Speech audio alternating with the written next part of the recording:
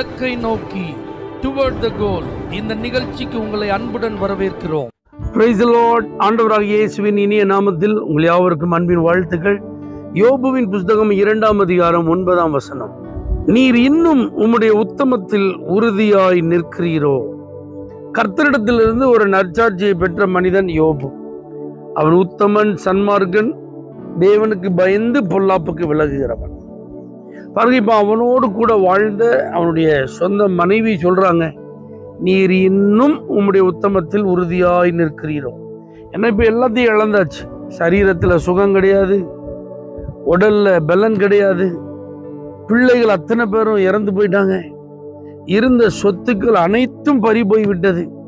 இப்ப பாருங்க, ஒன்றுமில்லாத நிராகதியா நிற்கிறாரு. அப்பவும் பாருங்க, கர்த்தருக்கு ஸ்தோத்திரம் சொல்றாரு. தேவன் அவர் மகிமைப்படுத்துகிறார். இதைத்தான் அந்த அம்மா பார்க்குறாங்க. பார்த்துட்டு, இவ்வளவு தூரம் கடவுளை நீர் தேடுறதுல ஒரு பிரயோஜனமும் இல்லையே, இந்த ஆண்டவரை துதிக்கிறதுலையும் அவருக்காக வாழ்றதுலையும் இனிமே பலனே இல்லையே, அதாவது உயிரோடு இருப்பதுல அர்த்தமே இல்லையே, அதனால தேவனை 4 வார்த்தை தூஷணமா பேசிட்டு உங்க ஜீவனையே விட்டுருங்க அப்படின்ற மாதிரி அந்த அம்மா பேசுறான். அப்ப இதுல நம்ம பார்க்குற ஒரு மிக முக்கியமான காரியம் பாருங்க, எல்லாம் இருக்கும்போது அவர் உத்தமமா தான் இருந்தார், ஒண்ணுமே இல்லாதப்பயும் அவர் உத்தமமா தான் இருந்தார். கர்த்தர் பாருங்க அவரை சோதிக்கிறார்னு அவருக்கு என்ன செய்யாது தெரியாது. பிசாசு தான் இதற்கு பின்பாக இருந்து செயல்பட்டு கொண்டிருக்கிறான். எதுவுமே அவனுக்கு புரியல. ஆனா பாருங்க, அவருடைய வாழ்க்கையில அவர் ஒரு காரியத்துல உண்மையா இருக்கிறாரு. ஆண்டவருக்கு முன்பாக உத்தமமா நடக்கணும். ஆண்டவர் என் பார்வையில் எதையும் குறைய கண்டுபிடிச்சிடக்கூடாது, என் பேச்சுல எதுவும் குறைய கண்டுபிடிச்சிடக்கூடாது, என் இருதயத்துல நான் நினைக்கிறதுல எதையும் என் குறைய கண்டுபிடிச்சிடக்கூடாது. முழு வாழ்க்கையிலே நான் உத்தமமா இருக்க விரும்புறேன், கடைசி மூச்சு வரைக்கும். அது நான் வாழ்ந்திருந்தாலும் பரவாயில்ல, இப்போ ஒன்றும் இல்லாத நிலையில இருந்தாலும் பரவாயில்லன்னு சொல்லி அவருடைய சாட்சியை இந்த இடத்துல நம்ம பார்க்கணும். அப்ப இன்னைக்கு பாருங்க, நம்ம தூரத்துல இருந்து கவனிக்கிறவங்களாம் வேற, ஆனா நமக்கு பக்கத்துல இருந்து கவனிக்கிற நம்முடைய குடும்பத்தார் இருக்கிறாங்க, மனைவி இருக்கிறாங்க, கணவர் இருக்கிறாங்க, பிள்ளைகள் இருக்காங்க, பெற்றோர்கள் இருக்கிறாங்க. இப்படி நெருக்கமா நம்மை கவனித்து கொண்டிருக்கிற உறவுகளுக்கு மத்தியில உண்மையாகவே நம்முடைய சாட்சி எப்படி இருக்கு? இன்னைக்கு அதுதான் ரொம்ப முக்கியம். உங்க மனைவி உங்களை குறித்து என் புருஷன் உத்தமன்னு சொல்ல முடியுமா? உங்க புருஷன் உங்களை குறித்து என் மனைவி உத்தமின்னு சொல்ல முடியுமா? உங்க பிள்ளைகள் உங்களை குறித்து எங்களுடைய பெற்றோர்கள் உத்தமர்கள் சொல்ல முடியுமா? அல்லது பெற்றோர்களே உங்க பிள்ளைகளை குறித்து என் பிள்ளைகள் எல்லாம் உத்தமர் அப்படின்னு சொல்ல முடியுமா? இதுதான் இன்னைக்கு தேவை.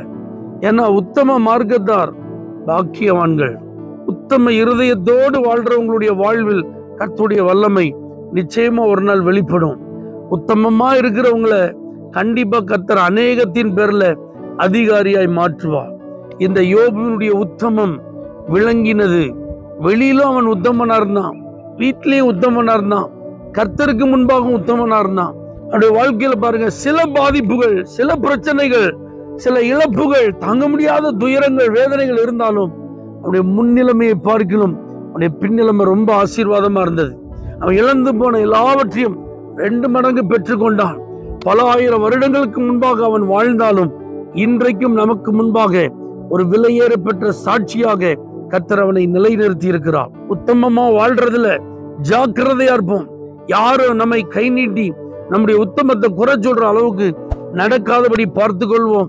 இதற்கு முந்தின நிலைமையை காட்டிலும் இனி வரப்போகிற நிலைமை ஆசீர்வாதமா இருக்கும். தேவனே, எங்களை காண்கிற, நெருக்கமா எங்களோடு கூட பழகுகிற ஒவ்வொருவரும் எங்களுடைய உத்தமத்தை காணட்டும். இயேசுவின் நாமத்தில் பிதாவே, ஆமென். For prayer contact Pastor J.